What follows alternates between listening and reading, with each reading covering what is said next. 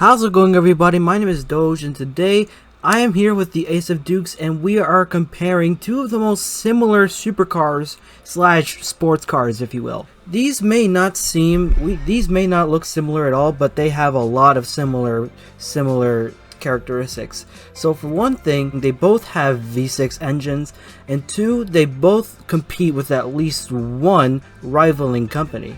So, AceofDukes, do you mind explaining your Maserati MC20? Okay, so this released in 2020, and it has a 3-liter. The 2.0 V6 is a new V6 from Maserati. It's a twin-turbo setup. It's the first engine that's built in-house by Maserati. Anyway, thanks for that. I'm sorry you had to stutter. So to add on, this V6 has 622 horsepower, followed by 546 pound-feet of torque. And honestly, it's one of the best-sounding new V6s offered, and it's one of the best-looking supercars of this decade. So anyway, thanks for that explanation. Now onto my Lotus, which is kind of a more friendlier version of the MC20 in a way, because it's a smaller and more lightweight version, but it has a slightly bigger engine. This has a 3.5-liter supercharged V6, making 414 horsepower, followed by 362 pound-feet of torque, and it is fitted with a 6-speed manual transmission. Unlike this, which is an 8-speed auto dual clutch transmission. Alright, anyway, so these cars look very similar because they have very similar body shape, and yeah, now that both of the outer looks are now explained, let me show you guys the dealership page. Alright, so onto the dealership page for the 2022 Lotus Emira, if is what it's called. This is the Colin Commander in game, and it has 4 or 5 different trims. So it has 2 engine options, which is basically a 2-liter turbocharged 4-cylinder engine, followed by a 3.5-liter supercharged V6. Now we're gonna start off with the baby version, the 2.0, which is as friendly as you could get, with like 7 colors, which go for all the trims. There's the 3.5, which is not the one we have, though it's close. There's the lower black pack, which is one of the lightweight packages. There's a 2.0 lower black pack, which is basically a lightweight version for the 2.0 4-cylinder variant. There's the GT4, which is basically the supercharged, well, like the pretty much all built up version of the Emira, fitted with the it's not really, these performance figures aren't really accurate, but I like the fact that they paid attention to the weight because it's the lightest trim of the bunch. Then we get to the 3.5 black pack, which is the lighter version of the 3.5, and the 2.0 black pack, which is the lighter weight 2.0 black pack. And now it's back to base. The colors are pretty nice, but I think the Seneca blue and the Nimbus gray fit the car best. Let's move on to the MC20. Alright, so here we are at the Maserati MC20 dealership page. It only has 2 trims and is one of the most recent additions to Greenville. Now, this has been a long-awaited car since it has been teased since 2020, but has since been released in 2022. So it only comes in 2 trims, which are the matte black and the carbon fiber. The carbon fiber being the lighter weight version, since carbon fiber basically has no weight on it, and the matte black, which is a little heavier since it's not fitted with the carbon fiber. These performance figures are honestly so accurate to the point where they might be perfect, and just like the Lotus, it is offered in 7 colors, in which only the blue and white fit best, in my opinion.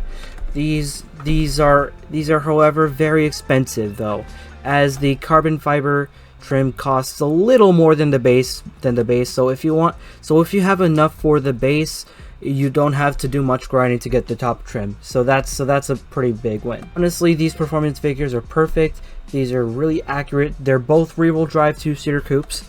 And now that the dealership specs are done, let's see how they sound.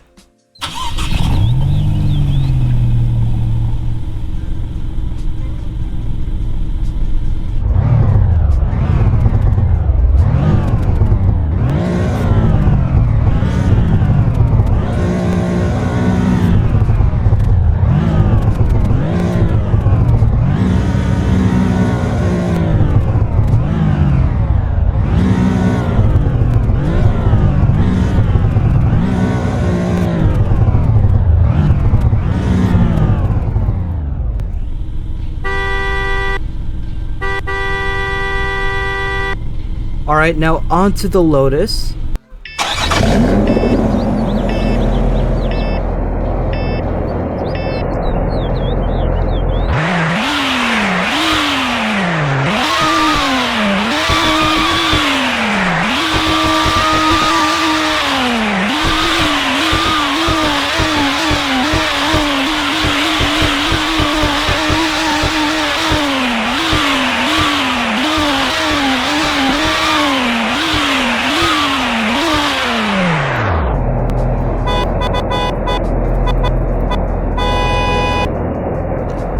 Alright, now that we're done with the sound test, let's see how fast these vehicles are. Alright, for any new viewers, this car, although is a manual, I'm going to be using semi because it's easier for me to shift in, and I can have more accurate time. So, with that out of the way, I'm going to floor it in 3, 2, 1, go!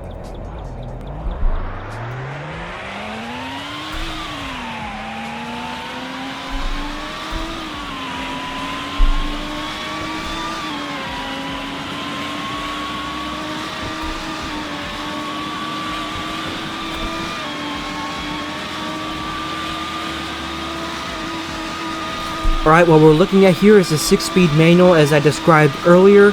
We're looking at a top speed of 182 miles an hour. Let's check the braking in 3, 2, 1.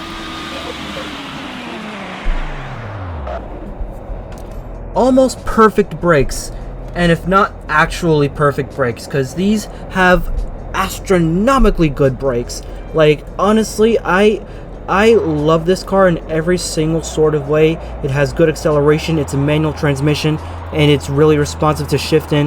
It has really good brakes, and it's rear-wheel drive. So yeah, let's move on to the MC20 speed. Alright, so what's cool about this car before we begin the speed test is that since it's a new car IRL and both in-game, let's see its launch control. Alright, I'm gonna floor it in 3, 2, 1, go!